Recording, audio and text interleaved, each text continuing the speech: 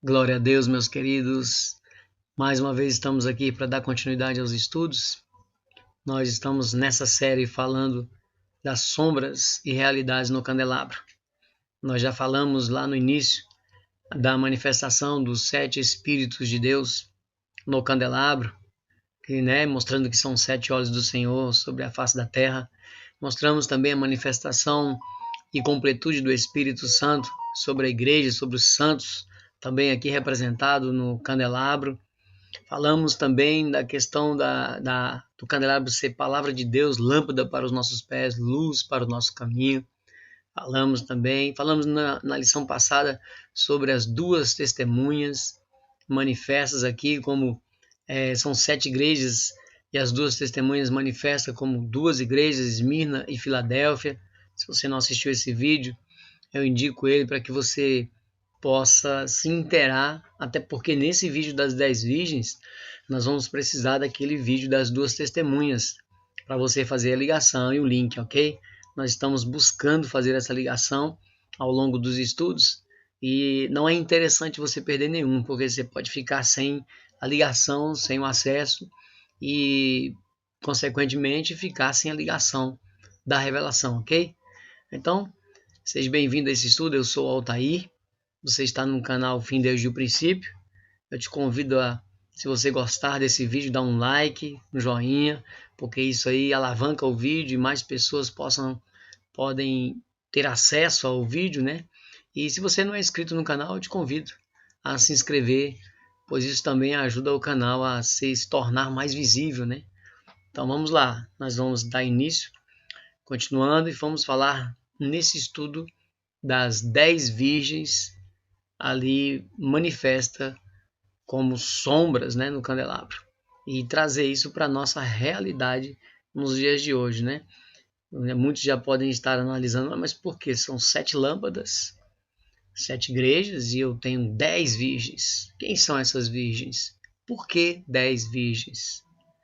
Então nesse estudo, nós vamos trazer essa revelação, mas para isso eu quero fazer como eu fiz com o estudo das testemunhas. Eu não quero ficar só superficial. Até porque eu não quero que seja um estudo rápido, no sentido de simplesmente passar por cima de tudo.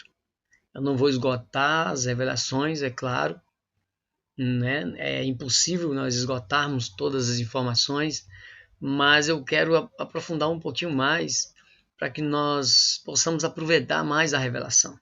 Então eu vou lá atrás para nós identificarmos por que virgens, por que Israel é tratada como virgem, por que a igreja é tratada como virgem e por que tem que haver um casamento onde o noivo vai casar somente com uma virgem.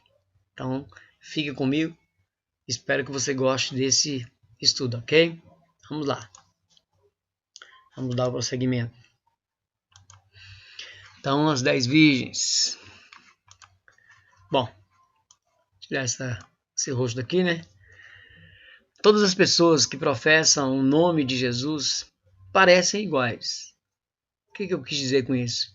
Aos nossos olhos, todas essas pessoas que têm a mesma fé, que acreditam em Cristo, parecem iguais.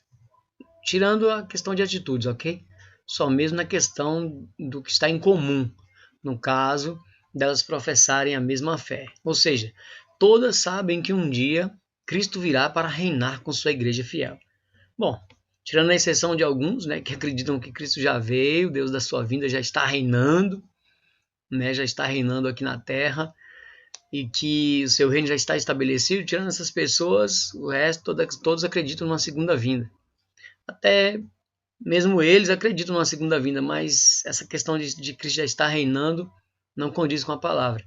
Até porque, se você for em Apocalipse, Cristo vai reinar por 1000 anos, e antes dele reinar por 1000 anos, ele já lançou a besta e o falso profeta no lago de fogo, vivos. E no final do milênio, Satanás é preso, no final do milênio, Satanás será lançado também no lago de fogo. Então imagine, nada disso aconteceu. Então isso significa que o reino não foi estabelecido. Nós já vimos isso em vários estudos aqui no canal, principalmente se você ler a questão de Apocalipse 11. Foi o que nós lemos justamente no estudo passado para falar das duas testemunhas. Ali em Apocalipse 11 fica bem claro qual é o momento em que Cristo estabelece o seu reino aqui na Terra. Ok? Se você está adentrando agora e não entendeu o que eu falei, Cristo, ele tem o direito, ele é dono do trono, ele sim, tem o direito de reinar, mas ele não está reinando ainda, porque tem um propósito, tem um princípio de tempo a qual Deus concedeu para o inimigo se estabelecer neste mundo. Mas todos nós sabemos qual é o fim dele, ok? Mas não é o foco desse estudo. Mas vamos lá. Mas apesar de haver semelhanças entre os crentes, como Deus vê essa questão? Então, essa semelhança que eu disse é na questão de crer, professar uma fé de que Jesus veio, morreu por nós, ressuscitou e há de vir de novo, julgar os vivos e os mortos. Coloquei o texto de 1 Samuel, na escolha ali de Davi como futuro rei de Israel. Então nós vamos para 1 Samuel 16, 7. 1 Samuel, capítulo 16, versículo de número 7. Vamos ler o 6 para ficar mais fácil de entendimento aqui no contexto. E sucedeu que entrando eles, os filhos de Jessé, viu Eliabe e disse: certamente está perante o Senhor o seu ungido, porque ele era bom de aparência, ele tinha altura, de formosura. Então Samuel olhou pela visão externa. Mas o que Deus fala? Porém o Senhor disse a Samuel: não atentes para a sua aparência, ou seja, não olhe para a sua aparência, nem para a sua altura, na altura da sua estatura, porque eu tenho rejeitado. Porque o Senhor não vê como vê o homem. Então veja que o Senhor não vê como vê o homem, pois o homem vê o que está diante dos olhos, ou seja, a casca, a aparência. Porém o Senhor olha para o coração. O Senhor esquadrinha o coração. Então o homem, nós não conseguimos ver o que está no coração de cada um. Por isso a questão de não julgar as pessoas antes do tempo. Essa questão de julgar é o foco desse estudo, mas em um outro momento nós vamos mostrar a questão de como julgar. Talvez eu fale um pouco mais nesse estudo, mas vamos ver se a gente deixa para outro estudo para não ficar tão grande, ok? Então, se você for aqui, Deus olha para o coração. Isaías 55, 8, 9, ele diz: porque os meus pensamentos não são os vossos pensamentos, nem os vossos caminhos, os meus caminhos, diz o Senhor. Porque assim como os céus são mais altos do que a terra, assim são os meus caminhos mais altos do que os vossos caminhos, e os meus pensamentos mais altos do que os vossos pensamentos. Então Deus, ele está num patamar, ele está em um nível onde é inacessível para nós sermos como ele é. Nós não acessamos Deus, ele tem os seus atributos. Deus tem os seus atributos incomunicáveis. Presciência, onipotência, onipresença, e tem a questão da justiça e os pensamentos de como agir, de como conduzir o plano de redenção, que os homens não conseguem discernir, não conseguem enxergar, não conseguem entender algumas vezes o trabalhar de Deus, que aos nossos olhos parece estar errado, mas Deus é justo juiz, Deus é justiça e misericórdia, ele trata, ele conduz o seu plano como lhe apraz e não como o homem quer. Então é por isso que é muito difícil o homem entender, porque geralmente nós queremos fazer conforme a nossa vontade e não conforme a vontade de Deus. Mas Deus vê o coração e não a casca, ok? Então vamos lá. Então tendo isso em mente, sabemos então que essa diferença entre os crentes, essa diferença que eu acabei de falar, ok? Dá-se apenas na vinda do Senhor. Qual a diferença? Essa diferença de separação com a análise do interior. Só vai acontecer na vinda do Senhor. Lembremos da parábola do joio e do trigo. Separação apenas quando houver a colheita. Lembra? Que foi falado para deixar o joio crescer, para não arrancar ele antes da hora, porque poderia arrancar o trigo. Vamos lá. E Mateus 13, 24 a 46. Mateus 13. Vamos lá, Mateus 13, 24 a 46. Está aqui, a parábola do semeador. Propôs-lhe outra parábola, dizendo: o reino dos céus é semelhante ao homem que semeia boa semente no seu campo. Eu grifei aqui o reino dos céus porque muitos sim pensam. Eu sei que quem conhece o estudo que nós aqui ministramos sabe que eu gosto dos ganchos, eu gosto dos momentos para fazer o link. Por que reino dos céus? É diferente do reino de Deus? Não, é porque Mateus ele pregou para os judeus. Então, ele evitava falar reino de Deus por quê? Porque reino de Deus ele poderia estar para os judeus blasfemando o nome de Deus. Então ele falava reino dos céus, mas é o mesmo reino de Deus. E há pessoas que criaram uma teologia separando o reino dos céus e o reino de Deus. É só isso. É porque Mateus pregou para os judeus e ele então não falava reino de Deus para não profanar ou não falar o nome de Deus em vão para os judeus, que assim criam. Você pode ver que a gente já falou sobre isso. Lucas pregou para os gregos, né? Para os gregos, Marcos para os romanos e Paulo para os gentios. E assim vai. E aí Mateus para os judeus. Por isso a expressão reino dos céus. Mas dormindo os homens, preste atenção nessa expressão, porque quando formos tratar da parábola das 10 virgens, nós vamos fazer essa ligação aqui. Ó. Dormindo os homens, veio o seu inimigo e semeou o joio no meio do trigo e retirou-se. Então veio o inimigo, aproveitou que ali, né, os homens estavam dormindo, colocou então, plantou, né, ou seja, sabotou a colheita, né, colocou no meio da colheita a semente de joio, ou seja, plantou joio. E quando a erva cresceu e frutificou, apareceu também o joio. E os seus servos, né, os servos do pai de família, indo ter com ele, disseram-lhe: Senhor, não semeaste tu no teu campo a boa semente? Por que tem então joio? Veja, foi identificado o joio no meio da boa semente. E ele disse: o inimigo é quem fez isso. Por quê? Os homens dormiram, não é? E os servos lhe disseram: queres, pois, que vamos arrancá-lo? Porém, ele disse: não, para que, ao colher o joio, não arranque também o trigo com ele. Ou seja, somente na época da colheita, somente na época do amadurecimento. Por quê? Nós vamos ver. Deixai crescer ambos juntos, até a ceifa, ou seja, até a colheita. E por ocasião da ceifa, direi aos ceifeiros. A palavra ceifeiros, lembra? Nós vamos ler Apocalipse 14, onde ocorre a colheita, tá ok? Ceifeiros, lá são anjos. Colhei primeiro o joio e atai-o em molhos para queimar. Mas o trigo ajuntai-o no meu celeiro. Veja que ele pede para juntar o trigo no celeiro, né? Vamos lá. Quero ler aqui, só para vocês para a gente já fazer uma ligação aqui. Para a gente já fazer uma ligação. Mateus 25, 32, lá da parábola.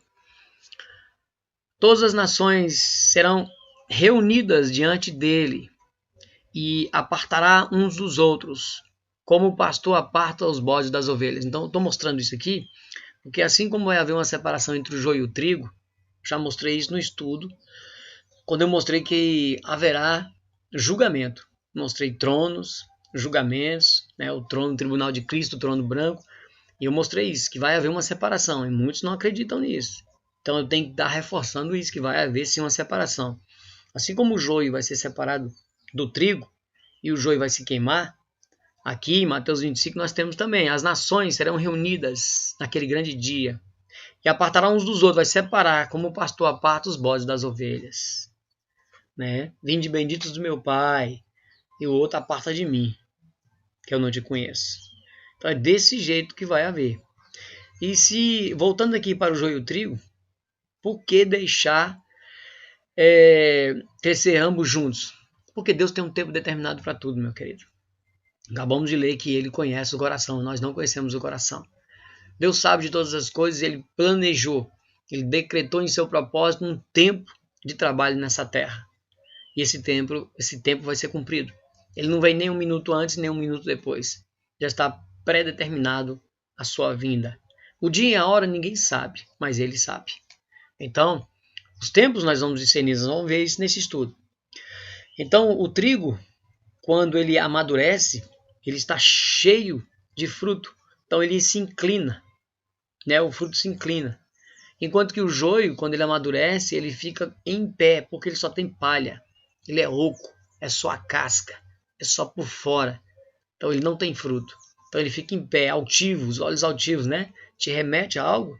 Pessoas arrogantes, com os olhos altivos, que não se inclinam de forma nenhuma, que não dobram a cerviz de forma nenhuma. Então essa é a diferença do trigo.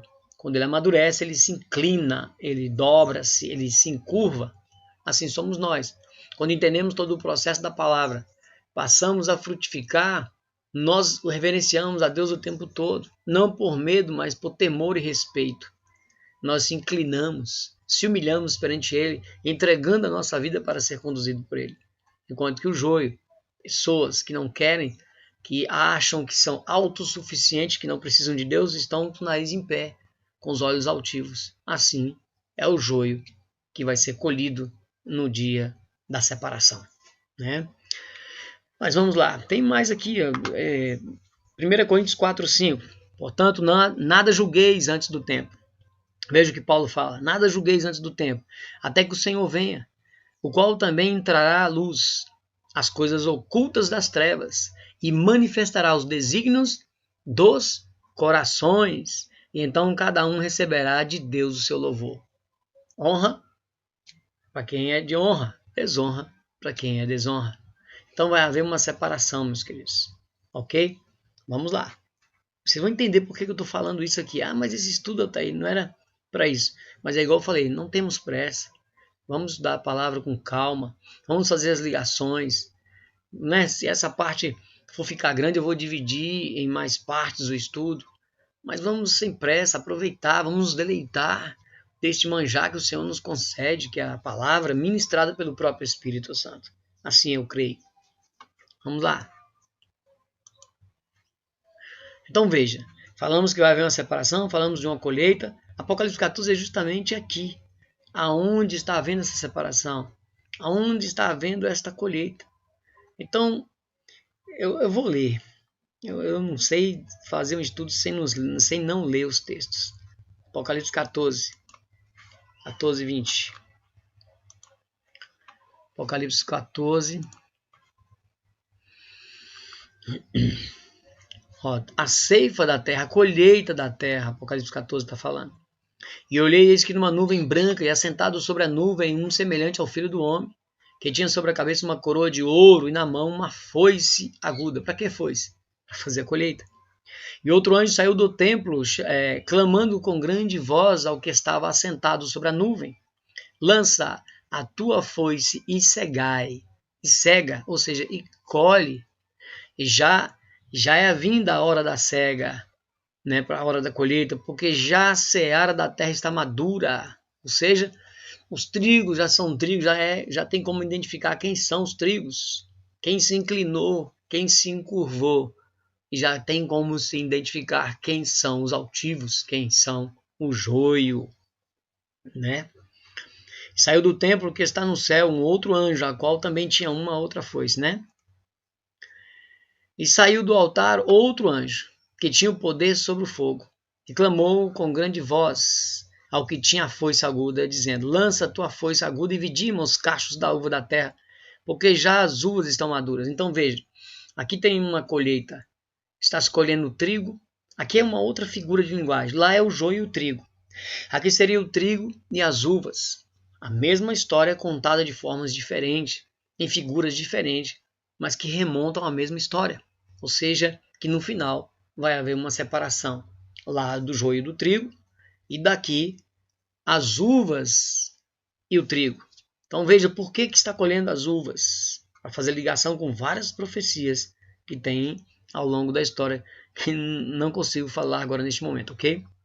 Então ele mandou vidimar os cachos da vinha da terra, porque já as suas uvas estão maduras. Vamos ver quem são essas uvas? E o anjo meteu a sua foice à terra e vidimou as uvas da vinha da terra e lançou-as no grande lagar da ira de Deus. Opa! No lagar era onde pisavam as uvas da ira. Então Deus está irado com as uvas? Sim, as uvas aqui representam também o joio. E assim como outras parábolas, representam, por exemplo, a que nós vamos ver nesse estudo, as 5 virgens loucas. Também de uma mesma forma, figuras diferentes, trazendo o mesmo resultado. Então, o joio, as uvas, as 5 virgens loucas. Então, vamos começar a fazer a ligação, ok? E o lagar foi pisado fora da cidade, saiu o sangue do lagar até os freios dos cavalos, pelo espaço de 1.600 estádios.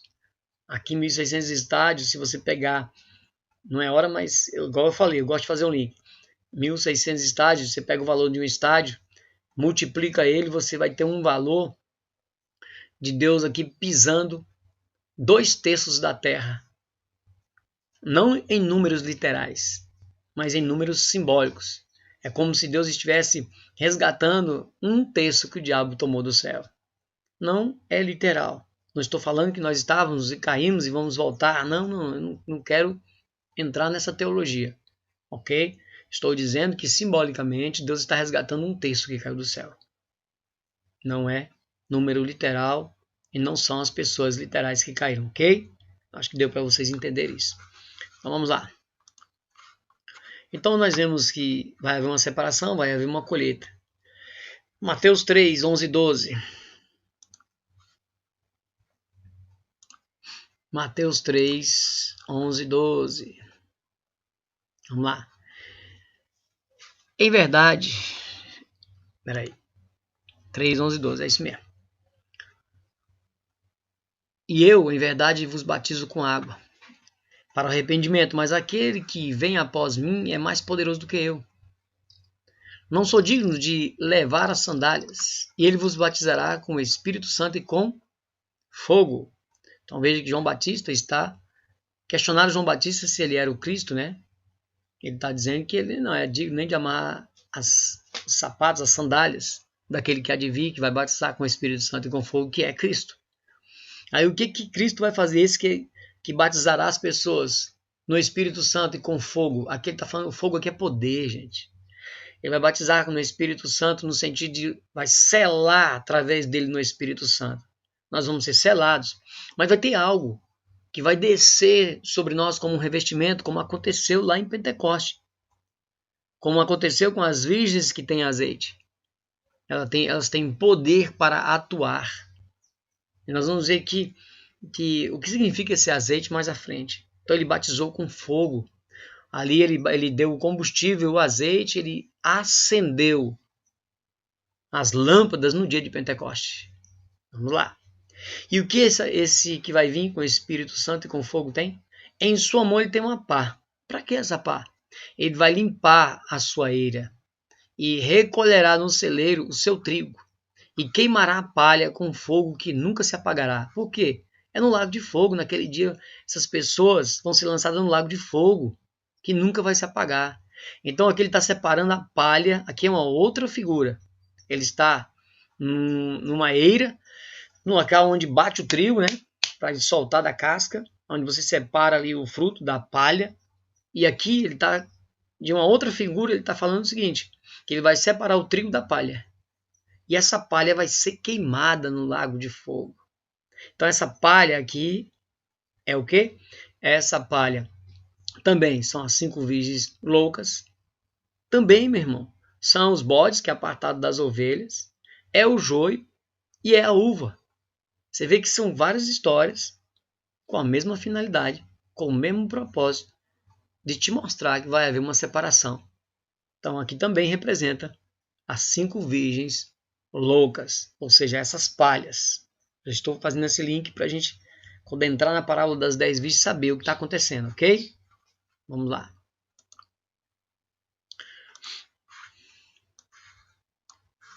Jesus deixou claro que haveria um período entre a primeira e a segunda vinda. Quem estudou os estudos ali das festas sabe o que eu estou falando. Jesus veio, cumpriu, né? Ele cumpriu Páscoa, Asmos, nós vamos ver mais à frente, vou citar rapidamente. Páscoa, Asmo, Premissas e a primeira parte do Pentecoste. Ele cumpriu, ou seja, a primeira chuva, a chuva temporã foi derramada sobre os santos, sobre a igreja, sobre o Israel espiritual ali em Atos capítulo 2. Ou seja, a primeira parte foi cumprida ali de Pentecostes. Aí então, daquele tempo para frente, é o período que nós estamos vivendo. Nós estamos vivendo o período justamente de Pentecostes até os dias de hoje, que é o intervalo entre as festas de Deus. Né? Quem participou do estudo das festas, quem não sabe o que eu estou falando, eu gosto de falar, vai no canal, no estudo das festas de Deus, que você vai entender o que eu estou falando. Então há um interlúdio, há um intervalo, há um hiato. São várias revelações na palavra. Esse ato, em um momento, ele é a última semana de Daniel, que vai se iniciar. Em um outro hiato, ele também é justamente esse período que nós estamos vivendo de um intervalo da festa do Pentecostes para a festa das trombetas. Você está entendendo o que eu estou falando? Então são várias histórias que nos remetem para que nós cheguemos à mesma conclusão, à mesma revelação, com várias profecias que remontam a uma única profecia no tempo do fim. Então você vê que esse intervalo nós estamos vivendo ele hoje. Nós vamos ver mais adiante que as virgens que tomaram as suas lâmpadas e o seu azeite, que partiram para encontrar com o noivo, é a partir do Pentecostes. Você não entendeu ainda? Calma aí, vamos lá, vamos mais devagar. Então vamos lá. Então Jesus ele disse que haveria um tempo, um interlúdio, um espaço. Porque você lembra que ele falou que ao terceiro dia ele retornaria? Jesus ele veio no quarto milênio. Lá no quarto milênio ele morreu, ressuscitou o terceiro dia em uma maquete, uma miniatura mostrando para nós o que aconteceria. Como ele morreu no quarto milênio, ele vai voltar no terceiro dia, ou seja, do sexto para o sétimo milênio, ele vai retornar, que para ele é o terceiro dia. Lembra dos Salmos 90 e 1 de Pedro, que diz que para Deus um dia é como 1000 anos? 1000 anos como um dia? Então, para Deus, para Jesus, ele está nos céus, no Santo dos Santos, como nosso sumo sacerdote, apenas 2 dias. E ao terceiro dia ele vai sair. Se você não entendeu, vai no estudo das festas. Não tenho tempo de aprofundar mais essa questão aqui, ok? Hoje nós estamos vivendo então os últimos dias. E são muitos sinais que evidenciam o cumprimento da promessa, que nós estamos nos últimos dias. Mas, Altair, nós não podemos marcar nem o dia nem a hora. Sim, aqueles que marcaram, eu gosto de falar que quebraram a cara ou caíram do cavalo. Eu não estou marcando, mas ele me chamou de hipócrita se eu não discernir os tempos, as estações, os tempos do fim. E eu estou discernindo através do Espírito que está chegando nos últimos dias. Está chegando, Jesus está à porta. Ele está até batendo na última igreja, que é a Laodiceia, para você abrir a porta para ele entrar e ceiar contigo. Falamos disso na 7ª igreja. Então veja, Jesus ele me chama de hipócrita se eu não discernir os tempos. Vamos lá. Ok? Mateus 16. Mateus 16, de 1 a 4. Mateus 16, de 1 a 4. Veja. Os fariseus pedem um sinal. Veja só, pediram um sinal porque não conseguiam discernir o sinal, não estavam conseguindo discernir o que Jesus estava falando ali. Trazendo a mensagem, eles não estavam conseguindo entender. E eles pediram um sinal para mostrar se ele era Jesus mesmo e para mostrar os tempos do fim, que realmente o fim estava chegando. Vamos lá. Chegando os fariseus e os saduceus para o tentarem, só para armar armadilha, né?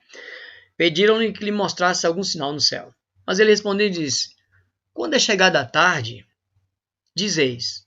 Quando é chegada a tarde, vocês, saduceus e fariseus, né?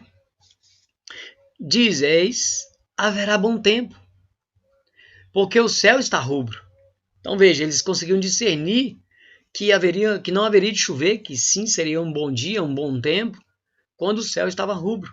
Eles conseguiam discernir isso. E pela manhã, hoje, haverá tempestade, porque o céu está de um vermelho sombrio. Então eles conseguiam dizer, né, se haveria não bom tempo, e se haveria de chover ou não. Eles estavam conseguindo discernir já. Né? Você sabe que tem pessoas hoje que ainda conseguem fazer isso. Os antigos principalmente, olhar para o céu, vai chover. Aí você, vai nada, e pá, a chuva caía. E assim vai. Então as pessoas conseguem discernir isso. Mas o que Jesus chama? Hipócritas. Então veja, se você não consegue discernir os tempos, mas que tempos que Jesus está falando? Esse tempo, simplesmente se vai haver chuva ou não? Presta atenção. Sabeis diferenciar a face do céu, se vai chover ou não vai chover, e não conheceis os sinais, olha só, e não conheceis os sinais dos tempos? Que tempos? Ele está falando de um sinal que eles estão pedindo do fim dos tempos. Então veja que o que está acontecendo. Jesus chamou de hipócrita. Então hoje nós podemos chamar os irmãos que estão dormindo. Vamos começando a linkar com a parábola das 10 virgens. Então nós podemos hoje chamar os irmãos que estão dormindo como as virgens, como ali os servos que dormiram ali, os homens que dormiram na plantação do joio e do trigo, onde o inimigo veio, os homens estavam dormindo, ele plantou o joio. As virgens que nós vamos falar, onde elas não tinham azeite de reserva e dormiram e não tiveram como, né, se recuperar por falta desse azeite. Então nós vemos que essas pessoas que assim o fazem são hipócritas, porque o fim está próximo. Nós estamos dizendo, o fim está próximo, está chegando a hora, e comem, bebem, casam e se dão em casamento. Ou seja, Jesus está tardando mesmo, nada vai acontecer, vamos viver uma vida dissoluta. As virgens, nós vamos falar sobre isso, já. Mas vamos lá. Então veja, uma geração má e adúltera pede um sinal, e nenhum sinal lhe será dado, senão o sinal do profeta Jonas. Deixando-os, retirou. Que profeta Jonas é esse? Que sinal é esse? Jonas ficou 3 dias e 3 noites no ventre do grande peixe. Jesus vai ficar aqui para eles, que ele não tinha morrido ainda. Ficaria.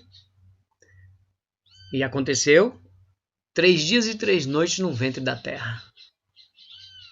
Então ele comparou o que iria acontecer com ele com o sinal do profeta Jonas. 3 dias e 3 noites no centro da terra, no ventre da terra. E se nós olharmos, quando não é o foco, eu vou trabalhar no estudo nessa questão, quando Jesus morreu, né, ele morreu na sexta-feira, será que foi? Não vou causar polêmica nesse vídeo, vou deixar um vídeo para a gente tratar sobre isso, ok? Depois a gente fala, analisa se Jesus ficou 3 dias e 3 noites no ventre do grande peixe. Depois nós vamos tratar sobre isso. Não vamos atrapalhar neste momento esse estudo não, ok? Não vai tirar o nosso foco. Então vamos lá. Então veja que quem não discerne os fins dos tempos, ou seja, discernir que os tempos estão chegando ao fim, Jesus chamou de hipócrita. Mateus 24, 36 a 39. Mateus 24, 36 a 39. Vamos lá. Porém, daquele dia e hora ninguém sabe. Com certeza, ele está falando dia e hora. Ele não está falando tempos. Tempos é o seguinte, Jesus está próximo. Rapaz, pode ser... Está tão próximo que pode ser esse ano. Mas eu marquei a vinda dele? Não. Eu não marquei nem dia nem hora. Eu não posso marcar nem dia nem hora. Mas os tempos eu tenho um compromisso e a responsabilidade de discernir. Se a palavra é lâmpada para os meus pés, luz para o meu caminho, e eu sou luz neste mundo, nós vimos aqui que as 7 igrejas são as 7 lâmpadas, e são 7 olhos do Senhor na terra, então eu sou uma lâmpada, eu sou os olhos do Senhor na terra. Então eu sou luz neste mundo. Então, se eu sou luz neste mundo, eu tenho que chegar. Que os dias estão chegando, que os dias estão próximos. Mas ele deixou bem claro que o dia e a hora ninguém sabe. Nem os anjos do céu, nem o Filho, mas unicamente o Pai. Nem o Filho por quê? Porque o Filho estava aqui em carne. Ele não sabia. Ele não era Deus também? Mas porque ele estava em carne como nós. Jesus deixou isso em aberto justamente para dizer que ele não se usurpou ser igual a Deus. Vamos ver uma outra hora, ok? Então veja. Aí outra coisa que ele dá, lá ele deu o sinal do profeta Jonas. Aqui ele vai dar mais um sinal. E como foi nos dias de Noé, assim será também a vinda do Filho do Homem. Porquanto, assim como nos dias anteriores ao dilúvio, 120 anos, Noé pregando, construindo a arca e pregando. Comiam, bebiam, casavam e davam-se em casamento. Até um dia em que Noé entrou na arca. Veja, 120 anos. E não a perceberam, até que o dilúvio veio. Pegou eles de surpresa, porque eles não estavam discernindo os tempos. Jesus só vai vir como um ladrão para aqueles que são filhos das trevas, e não filhos da luz, como diz Paulo. Nós que somos da luz, não seremos pegos de surpresa, porque nós discernimos os tempos. Então veja, casavam e davam-se casamento, e não perceberam, não foram pegos de surpresa, até que veio o dilúvio e os levou a todos. Assim será também a vinda do Filho do Homem. Tá vendo? Então veja que as pessoas que estão desapercebidas, que estão dormindo, vamos dizer assim, mais uma vez linkando com a parábola das virgens e com a parábola do joio, estão dormindo, comem, bebem, casam e se dão em casamento, não estão apercebidos, não conseguem discernir os últimos dias, não conseguem discernir que os dias estão findos, vão ser pegos de surpresa. Vão ser pegos de surpresa. Então veja, eu já estou linkando com a parábola das virgens, ok? Vamos lá. Eu até coloquei aqui mais alguns versos. Se você olhar Mateus 13, olha Mateus 13 aqui que a gente está. Mas naquele dia e hora, ninguém sabe, nem os anjos que estão no céu, nem o Filho, senão o Pai. 25. Vigiai, pois, não sabeis o dia e nem a hora que o Filho do Homem há de vir. Então vocês vejam que sempre é o dia e a hora. O dia e a hora. Sempre é o dia e a hora. Ninguém sabe. Aquele que assim disser, né, vai ser envergonhado. Ok? Vamos dar uma paradinha aqui para o estudo ficar pequeno. E depois a gente continua na parte 2, ok? Vamos ver se eu consigo deixar ele pelo menos 30 e alguns minutos, e 30 e poucos minutos, para não ficar tão grande, ok? Então vamos continuar na parte 2, ok? Fica na paz, meu irmão. Se você gostar desse vídeo, eu vou repetir. Dá um like, né? Compartilhe o vídeo com os amigos. Se você não é inscrito, se inscreve no canal, ok? E não perca a segunda parte. Nós não entramos ainda na parábola das 10 virgens. Nós estamos só fazendo um link para mostrar aos irmãos já os acontecimentos para aqueles que não vigiam, para nós chegarmos a quem são essas virgens e para saber o porquê você tem que permanecer como virgem. Ou seja, hoje a igreja é tratada como virgem, os santos são tratados como virgens, o Israel espiritual como virgens. Por quê? Não perca as outras partes desse estudo, ok? Amém, irmão? Fica na paz. Até a segunda parte, ok? Um abraço a todos e a paz de Cristo.